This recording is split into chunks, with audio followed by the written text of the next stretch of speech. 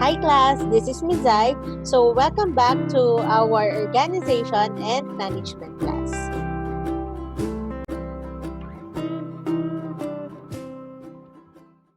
Since we're done now in discussing the nature and the concept of management, we're going to the next chapter, which is the firm and its environment. So for chapter 2, we're going to discuss the following topics: the environment forces and environmental scanning, the local and international business environment of the firm, the phases of economic development, and the forms of business organization. So for this week, we're going to focus on the environment forces and environmental scanning. And then we're going to discuss the rest of the topics next week.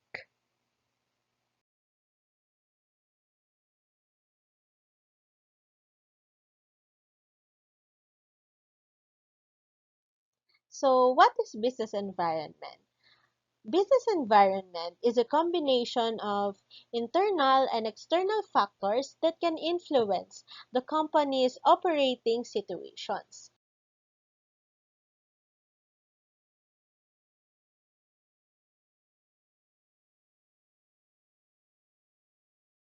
There are two business environmental factors: the internal environment and the external environment. Let's now discuss the difference between internal and external environment and what sets them apart. So for internal environment, this refers to the factors existing within a market firm. So it is the set of elements or forces which affects organizations or firms' behavior. So the factors are called controllable factors. So meaning internal, so lahat lang ng factors na nandun sa loob ng firm or organization. Kaya din siya tinawag na controllable. Ibig sabihin, since na internal siya, kaya mo siyang i-control. Wherein, for an external environment, the environment lies outside the organization. So it is a set of political, economic, social, and technological that are largely outside the control and influence of business. It is unpredictable and uncontrollable. So, dito naman sa external, since it lies beyond outside the organization, so hindi mo kayang i-control or ma-influence yung mga nangyayari. So, kaya tinatawag din siyang unpredictable since we don't know what might happen in the future, and uncontrollable so dahil hindi natin kayang kontrolin yung mga nangyayari outside our organization. So right now, let's discuss deeply the internal environment and what are the factors that affects the internal environment. Under internal environment, we have 7 factors. So we have plans and policies, human resources, financial resources, corporate image, plant and machinery, labor and management relationship, and promoters vision. The first factor under internal environment is plans and policies. So these plans and policies should be properly framed, taking into consideration the objectives and resources of the firm. Kasi syempre magpaplano ka and magagawa ka ng policies na dapat align dun sa objectives and dun sa vision or mission ng organization or ng firm, and also yung mga paplanuhin mo is kayang i-suffice ng resources na meron ka.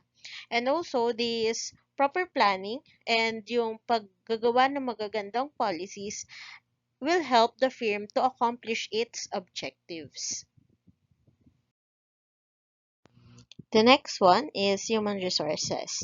So the survival and success of the firm largely depends on the quality of human resources. So why does it depends on the quality of human resources? It is because it is us humans who runs the business. So if meron kang quality of human resources, so possible talaga na mag-survive and maging successful yung organization or yung firm. So also, the social behavior of the employees greatly affects the working of the business. So the characteristics of human resource like skill, the quality, the morale, the commitment can contribute to the success of the organization. So especially to those mga type ng businesses na service. So yung mga service yung ino-offer. So talagang they really need to value their employees because sila yung parang bread and butter nung firm or nung organization. Next one is financial resources. So the capital is the lifeblood of every business. And then finance relates to money. So a firm needs adequate funds to meet its working capital and fixed capital requirements. There is a need to have proper management of working capital and fixed capital. So ano ba tong working capital? So the working capital is the capital of the business which is used in its day-to-day trading operations. So ito yung mga ginagamit sa day-to-day na operations ng business. Like, for example, yung mga different na expenses for the utilities, the rent, ganyan. And for the fixed capital, ito naman yung mga ginagamit to acquire assets. Like, for example, to acquire machinery that are to be used for the business. That's why it's very important to have a proper management of the working capital and the fixed capital because it's literally the lifeblood of the business. Next one is corporate image. A firm should develop, maintain, and enhance a good corporate image in the minds of employees, investors, customers, etc. So, for the employees, so bakit ba maganda na meron tayong good corporate image? So, sa mga employees, syempre, tinitignan nila yan. So, if alam nila na maganda yung company or corporation na kung nasaan sila, so mas maengganyo silang mag-work and to strive harder. And for investors, so sa tingin nyo ba kapag pangit yung quality or yung image ng isang corporation, ma-attract ba niyan ang mga new investors? So, syempre hindi. That's why it's very important na i-maintain din nila, lalo na if they are planning to expand their business. So, dahil sa pag-expand, kailangan ng mga additional investors. So, para mas makahatak ng mga additional investors, so, they need to have a good corporate image. And also, for the customers. So, sino ba yung bibili or magtatangkilik ng mga produkto na isang pangit na corporation? So, 'di ba? So, poor corporate image is a weakness of the firm. Plant and machinery. Plant and machinery are the internal part of the business firm. If the machines are obsolete or outdated, they should be replaced by a new one or that adversely affects the business firm. So, itong plant dito, hindi ito yung mga halaman ha. So, ito yung mga machines or mga iba't ibang equipments na ginagamit ng isang organization or firm. So, bakit siya importante. So, it is important because ito yung ginagamit mo sa negosyo mo. So, if the machines are obsolete or outdated na, ibig sabihin, yung quality na napoproduce niya is hindi na yung quality na inaasahan ng mga customers mo. So, that's why it is important na every now and then, you will check those plant and machineries and if kailangan ng paltan, so, kailangan mo na siyang paltan in order to keep up the quality na ini-aim ng isang organization. Next is labor and management relationship. So a better labor management relationship helps in increasing the morale of the employees and motivates them to put efforts in the business. Such strong relationship enhances organizations' development. So we have discussed earlier that it is important um, to have a quality of human resources. So, hindi lang importante na meron kang quality doon. So, it is also important na merong magandang relationship yung management and yung mga employees. So, ito yung kapag maganda yung pagpapatakbo ng management, So, it motivates the employees na mas mag-effort and mas higitan pa yung quality ng work na ginagawa nila for the organization. Kasi parang if the management cares for the employee, so mararamdaman yun na employee. So, sa employee, magkakaroon din siya talaga ng care dun sa organization na kung nasaan siya. So, the last factor under internal environment is the promoter's vision. So, the promoter should have foresight vision to forecast opportunities and threats in the business so that the opportunities are properly grabbed and threats are diffused off in time. So, ito, very important siya kasi hindi mawawala sa isang business na meron ka mga opportunities na nafo-forgone and meron ka din mga threats na hindi mo agad-agad na paghahandaan. So, it is very important to have this promoter's vision. 'Di ba? Kasi, kapag handa ka, so, para dun sa mga threats, so, makakaisip ka ng way para labanan yung mga yon. And if you know the or if you can forecast the opportunity, so makakapag-ready ka din para magawa or mapatupad yung mga opportunities na yun. So, lahat ng yon are the factors under internal environment.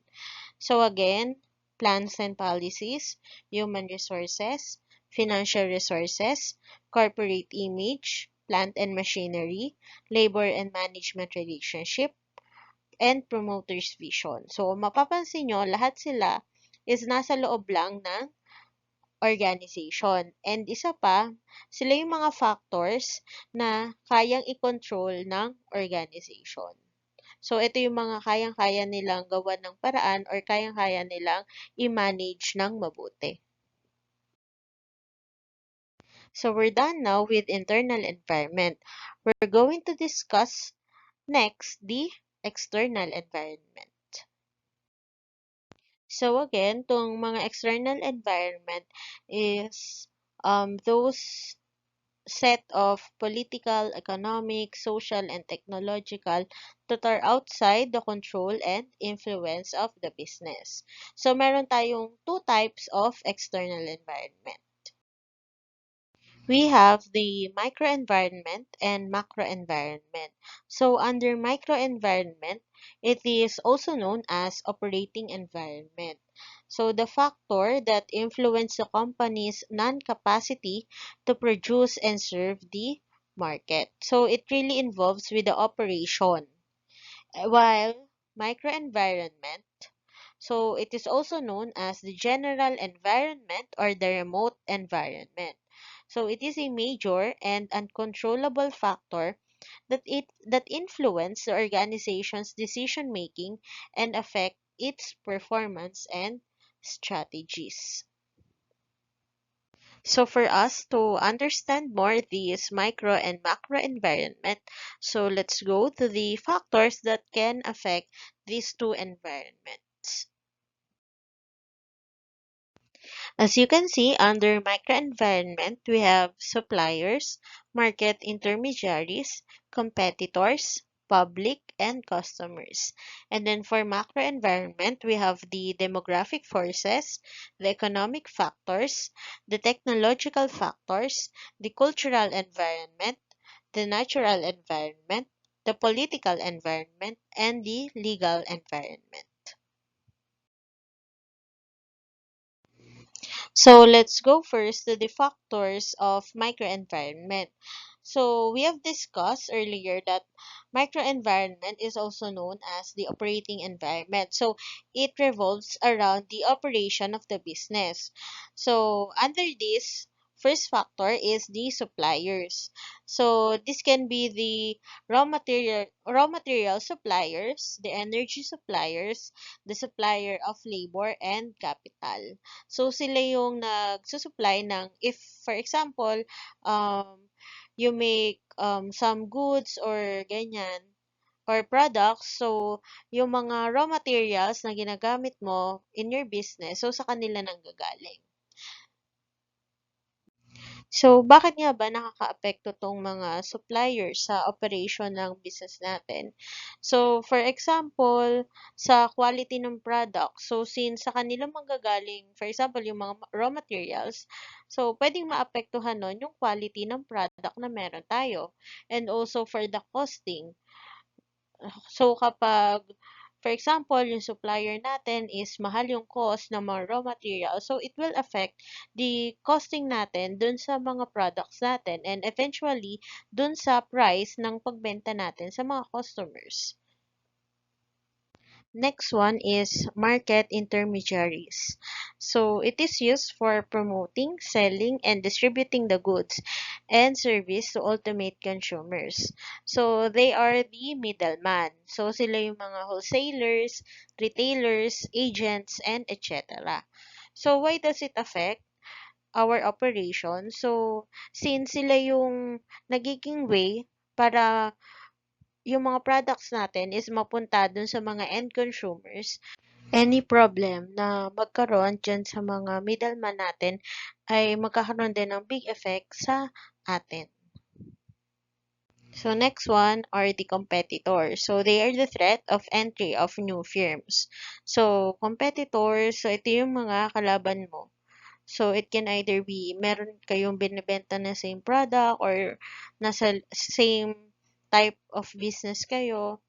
So, yun. So, it affects your operation dahil syempre, if meron ka mga competitors, kailangan mas may edge ka dyan sa mga competitors mo. So, meron kang mga gagawing ways and new strategies in order to have a leverage from your competitors. So, next one is the public. It has an actual or potential interest in or on an organization's ability to achieve its interests. So, how this affect our operating environment? So, for example, there's a latest trend sa public, like for example, TikTok. So, ano yung mga pwedeng i-incorporate ng company natin para makiayon dun sa mga latest trend. So, it is possible na pwede tayong mag-advertise or market through TikTok since mostly lahat ng tao andun. So, yung mga ganong factors, yung pwede maka-influence sa kung paano natin um, ma-operate yung organization or yung business natin. So, last factor is the customers. So, they're a person or organization that buy goods and services from a store or business. So, sila yung mga bumibili ng products or nag-a-acquire ng service natin. So, since the customers ay yung mga end consumers natin, so they greatly influence how we operate the business. Since kailangan, syempre, yung mga quality is nakaayon dun sa quality na gusto ng customer natin. So, we also have the different types of the customers. So first type of customers, so ultimate customers. These customers may be individual and household. So dahil ultimate, so sila na talaga yung gumagamit and nagko-consume ng product or service. Next one is the industrial customers. These customers are organizations which buy goods and services for producing other goods and services for the purpose of other earning profits or fulfilling other objectives. So, ito yung mga businesses na under, for example, sa manufacturing.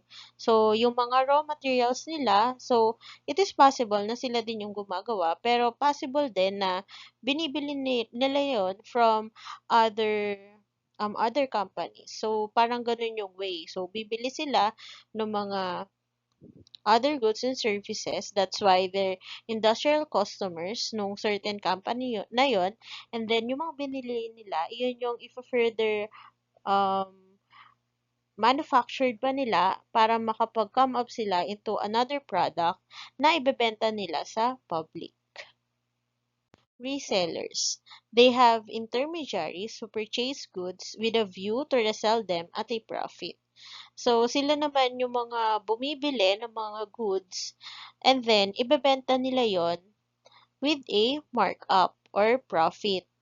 So, wala na silang further na ginagawa pa dun sa product. So, as is na yung product and then ire-resell or ibebenta lang nila yon and then papatungan lang nila for them to have a profit. Government and other non-profit customers. So, ito naman mga customers na to, is sila talaga yung nagko-consume ng mga products or services, but it is under a government or non-profit organizations. International customers. These customers are individual and organizations of other countries who buy goods and services either for consumption or for industrial use. So, itong mga customers na to is basta hindi within our country or basta nasa ibang bansa sila, so they are considered international customers. So, they can either use the products or services for their personal consumption or for their businesses as well.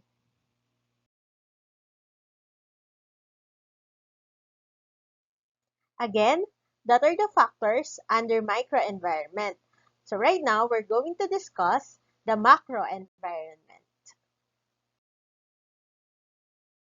So we're going to discuss now the factors of macro environment.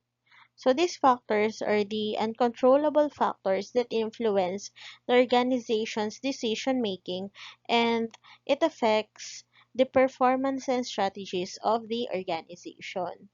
So under macro environment, we have demographic forces, economic factors, technological factors, cultural, natural, political, and legal environment. So first one is demographic forces. So it relates to the human population with reference to its size, education, gender, age, occupation, income, status, and etc. etc. So it does affect or influence yung mga strategy ng isang organization kasi etong mga to, so yung human population, sila yung public mo. So meron silang iba't ibang gusto depende sa age nila, depende sa um, educational status nila, depende sa income na meron sila. So, depende sa gender nila. So, ito yung mga demographic forces. Next is economic factors. It consists of economic factors that influence the functioning of a business. These factors include economic system, economic policies, trade cycle, economic resources, gross national product, corporate profits, inflation rate, etc. So, nakaka-influence siya kasi yung ekonomiya ng bansa na meron tayo ay nag-iiba-iba. So, um, so yung strategy or yung mga ginagawa ng company is nag-iiba-iba din. So, for example, yung sa inflation rate, so if merong mataas na inflation rate, so merong certain actions na ginagawa si company because of that. Next is technological factors. Technology is about the application of tools, methods, and techniques to improve production and processes. So, bakit nga ba ito nakaka-influence? So, dahil yung mga company is ginagamit na din tong technology para mas mapabilis yung mga processes na meron sa isang organization.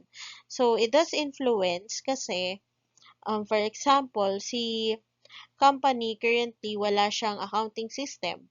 But, so ibig sabihin kapag wala kang accounting system, manual lahat ng paglilibro mo, ng mga accounts, ganyan. So, it will really take time. But through technology, so pag-acquire ng mga accounting systems, so meron dyan na mag-e-entry ka lang and then yung system na mismo yung magagawa ng mismong financial statements. Yun. So, mas napabilis lang yung preparation ng mga financial statements and mas malilesen yung mga errors ng mga tao since hindi na nga um, tao yung manually na gumagawa. And kung mapapansin nyo, itong technology, it is beyond the control of the organization. So, beyond to sa control niya, pero meron siyang pwedeng gawing way para makapag-adapt dito sa mga technology na to. Next is cultural environment. Culture involves knowledge, beliefs, morals, law, customs, traditions, etc. So, the culture shape the attitude and behavior of the society. So, dahil meron tayong iba't ibang paniniwala or mga traditions, so, meron din tayong iba't ibang way kung bakit tayo bumibili ng product or kung bakit yun yung binibili natin or kung bakit ito yung service na ina-acquire natin. So, itong mga to is nakaka-influence din sa mga decisions or strategies ng organization since, of course, what they want is mas marami silang maging customers. So, usually, ia-align yan sa mga cultural beliefs or mga traditions natin or yung mga morals na meron yung mga society or yung mga prospective customers nila. Next is the natural environment. So, dito, yung availability ng resources like land, water, and mineral. So, yung mga yun daw is fundamental factor sa pagde-develop ng isang business organization. So, lahat naman kasi ng business organization, kailangan ng mga resources na ito. And then, it does affect their strategies or decisions kasi syempre in developing a business organization, gusto mo naman mas maganda yung location mo or yung kung nasaan ka, mas maganda yung um, flow ng water since it is mainly used for all of the businesses. So, things like that, kaya nakaka-apekto siya sa organization. Political environment. So the political environment influences the legislation and government rules and regulations under which a firm operates. So one example of this is during this time, COVID-19 pandemic. So there are some establishments na pinasara, di ba? But there are some na dahil GCQ na, so pina-open na uli. But there are some rules and regulations na kailangan nilang sundin. So, yung mga strategies and decisions nitong mga company na to is naapektuhan dahil dun sa regulations na yon, which is kailangan nilang sundin talaga because there are some implications or violations kapag hindi nila ginawa yon. Also, for a quick review, so under political environment, so we have three branches. We have the legislative, the executive, and the judiciary. So, ano nga ba yung difference nitong tatlong to? So, for legislative branch, it is the law-making body. And then for the executive branch, ito yung law enforcing body.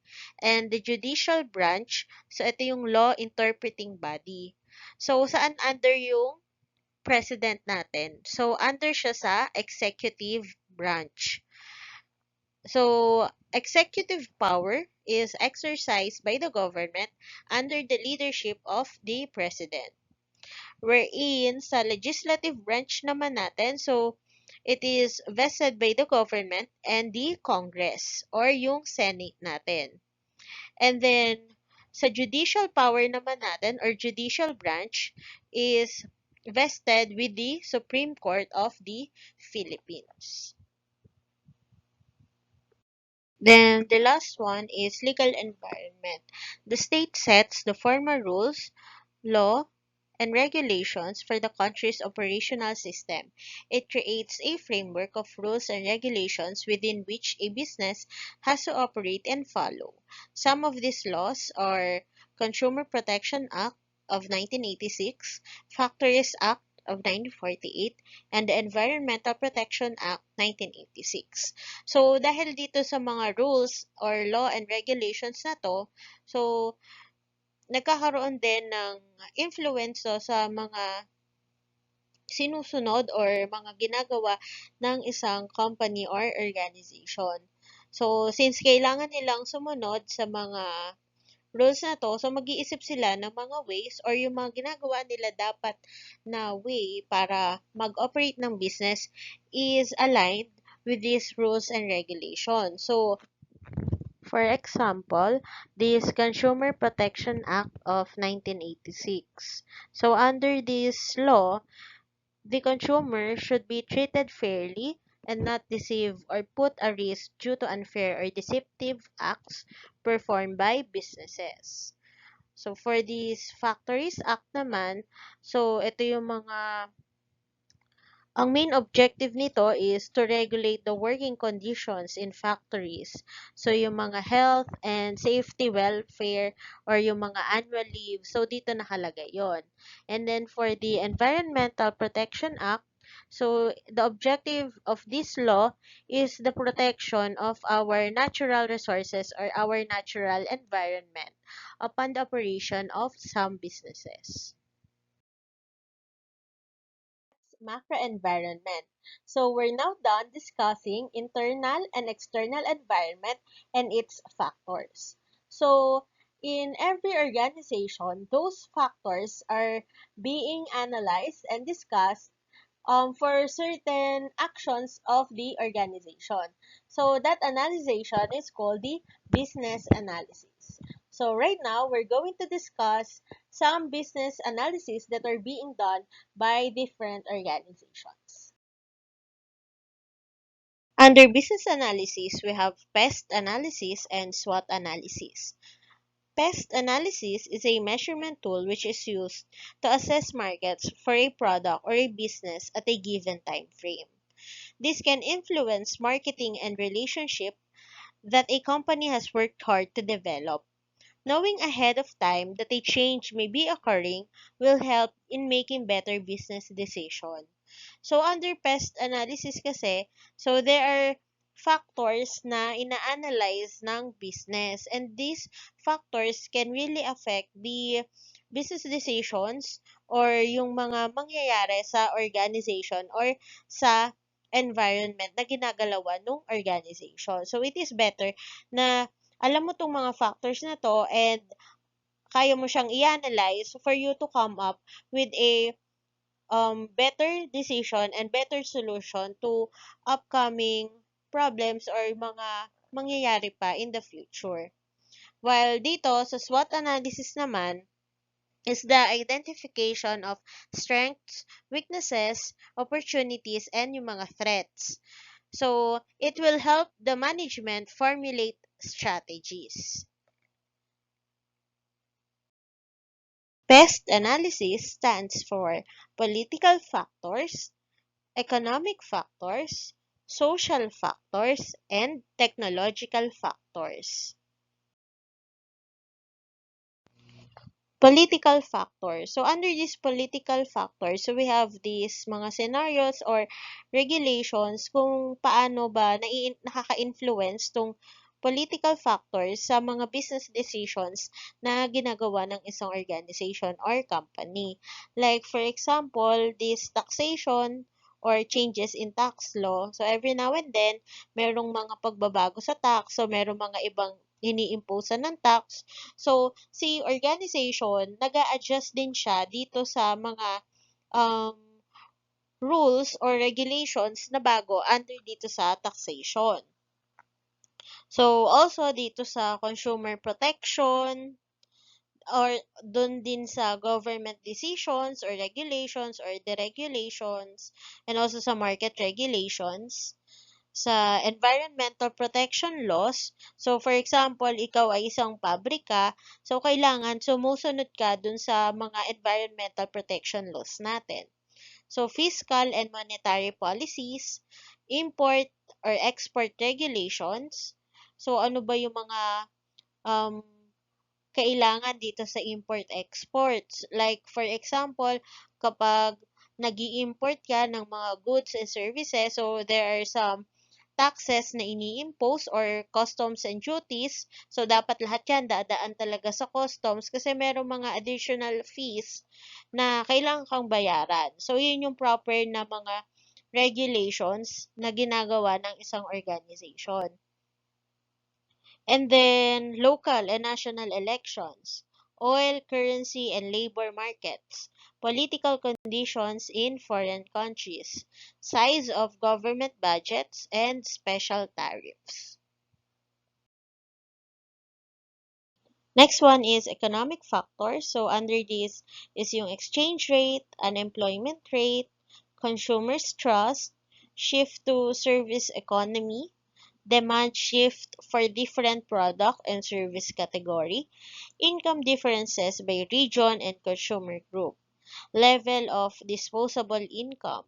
So, ano ba itong mga level of disposable income? Ito yung mga handang gastusin ng mga tao.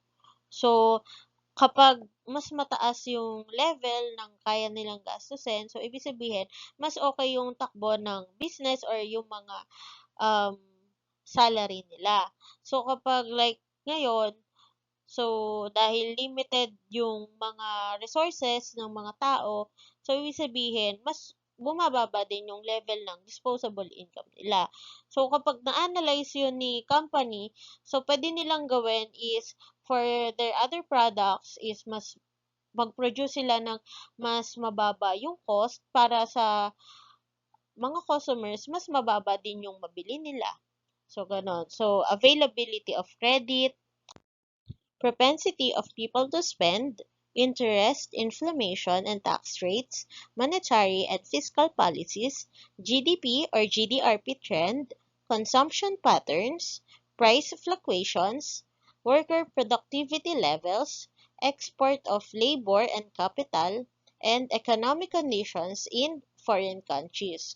So, bakit nakaka-apekto din sa atin yung economic conditions ng foreign countries? So, one example of this is kasi nag-export din tayo ng mga products natin. And also, hindi lang mga products but also labor. So, kailangan alam din natin yung conditions ng mga foreign countries. Like for example, okay ba yung economy nila? So, it means mas marami ding opportunities for us na mas makapag-export pa ng products or ng mga workers abroad. So, ganun. Next, we have social factors. So, under social factors, yung number of old people increases, illiteracy rate, air and water pollution control, attitudes toward product quality and customer service, average level of education, changes in taste and preferences. So, kailangan alam natin to kasi dito din nag nagmamatter yung quality or yung mga products na ilalabas natin sa public. So then, energy conservation and waste management, life expectancy rate, lifestyle and buying habits. So, bakit importante yung alam mo yung lifestyle and buying habits? Because ito yung mga consumers mo eh. So, dapat alam mo kung kailan sila mas bumibili ng ganito or mas bumibili ng ganyan, kung kailan mas mataas yung demand ng gantong certain products. So, yun. And then, number of high school and colleges, number of women workers, per capita income and average disposable income, social programs, and social responsibilities.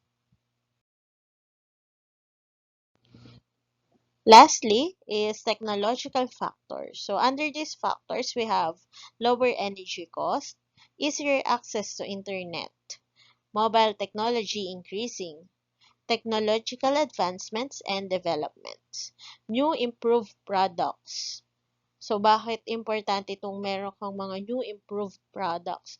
Kasi syempre, um, nagbabago yung mundo, nagbabago din yung demand and kailangan ng tao. So, kailangan yung mga products na meron ka is ma-improve mo pa ng ma-improve based dun sa pangangailangan ng mga tao. And then, shortage of technical skills, and then the internet. So, it provides decision and support system, spurs productivity and living standards, alter product life cycles, and distribution systems. And that's pest analysis. So again, PEST stands for political, economic, social, and technological. So next, we're going to discuss about the SWOT analysis. SWOT analysis stands for strengths, weaknesses, opportunities, and threats. Strengths and weaknesses refer to the presence or absence of internal resources in each enterprise. Internal resources may include management, manpower, money, materials, and machinery, including technology. So, itong strengths and weaknesses is about the internal resources of an enterprise. So, kapag meron ka or meron kang quality na ganito, so strength mo yon. Wherein kapag kulang or talagang wala ka, so yun yung mga weaknesses mo. So examples of this is skilled manpower, positive returns, and cutting-edge equipment. While weaknesses naman is maybe the lack of reliable suppliers of materials and limited production capacity.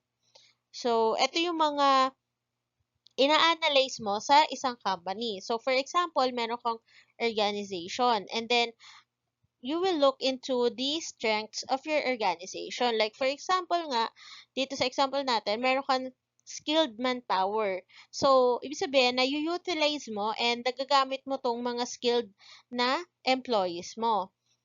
Wherein, to namang weaknesses, like, example dito, meron kang lack of reliable suppliers of material. So, paano mo ba nalaman yon? So, merong possibility na delayed yung mga supplies mo or hindi maayos yung quality ng mga supply. So, weakness mo yon. External and competitive environments give rise to opportunities and threats for the enterprise. The pest variables may be employed as a checklist for opportunities and threats from the macro environment that a firm has little or no control of. So, ano naman yung mga examples nitong opportunities mo or threats? For example, the food service industries may see the changes in tax laws. Example, the imposition of value-added tax as a threat. So, bakit nagiging threat tong imposition ng additional taxes or tong VAT? So, it means, tataas din kasi yung presyo mo or presyo ng product mo sa mga customers. So, one effect nun is baka mas bumaba yung sales mo for the period na na-implement na yung tax law na yon.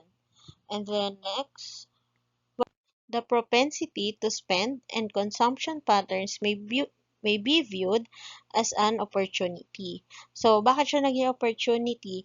So, it means mas maraming pang spend yung tao. So, it means possible na higher sales for your organization or business.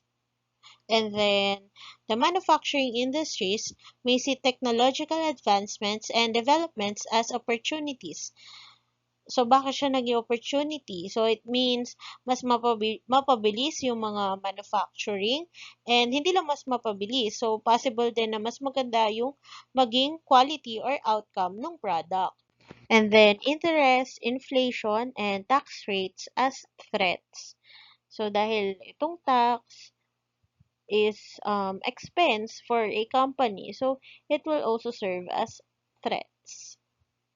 Lalo na kapag meron mga bagong gustong ipatupad or ma-regulate, so dapat aware yung mga organization dito.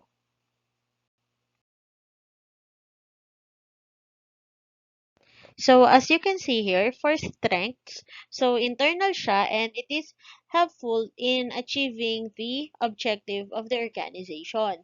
While weaknesses, internal din siya pero siya yung mga harmful in achieving the objective. While yung mga external na origin, so we have opportunities and threats. So opportunities, sila yung helpful, and threats, sila yung harmful.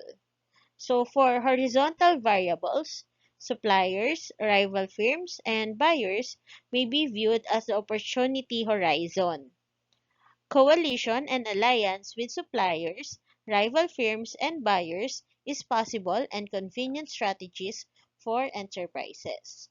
While sa vertical variables, new entrants, rival firms, and substitutes may be seen as the threat horizon. Rivalry for the same suppliers and buyers by new entrants and substitutes creates pressure for the industry and participants. This is a sample SWOT matrix shown in the figure below. So it is used as strategy formulation template by business organizations. So for example, under strength, so we have presence of skilled manpower, available financial resources, new and modern equipment. And then under weaknesses, it is the lack of reliable suppliers, the limited managerial expertise, the limited service capability. So, under opportunities, there's increase in consumption patterns, increased disposable income, and increase in population. And then for threats, imposition of value-added tax, change in taste and preferences, and decreasing disposable income. So, ito yung example ng mga possible strengths, weaknesses, opportunities, and threats na meron sa isang business organizations. So again, in SWOT analysis, we have strengths, weaknesses, opportunities, and threats. And that's the end of our lesson 1 under chapter 2, the firm and its environment. So for your activity, please do activity number 3. And also, don't forget, our consultation is from 5:50 to 6:50 p.m. So always please be safe. Thank you, guys.